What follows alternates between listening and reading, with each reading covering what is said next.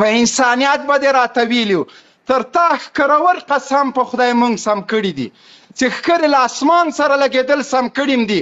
اوس نه درته وایمه ولا په دوبۍ کې خلک سته، داسې خلک سته چې اشاره ورته وکړم که تا بیا مور ته وویلې چې اوبه راکړه زوی به دی یم. د سړي زوی شه ټیک ټاک ته د دې دپاره نه یم راغلی چې فحاشي وکړم، د همدغه دپاره راغلی یم چې تا غوندې بېناموسان، تا غوندې د مور او پلار ازاریان، تا غوندې حرامیان زه لارې ته راولم.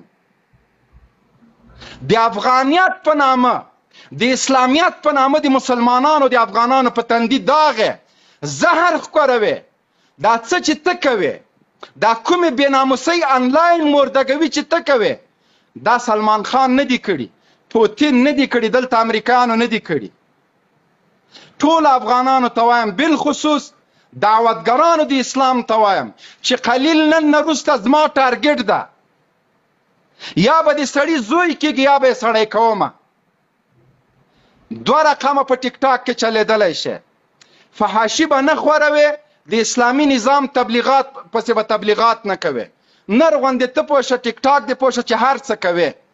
که د پیسو ته ضرورت یې ما ته ووایه، کومې پیسې چې له ټیک ټاک نه اخلې زه یې درکوم، خو دغه بېناموسي، دغه مردګوي او دغه فحاشي پرې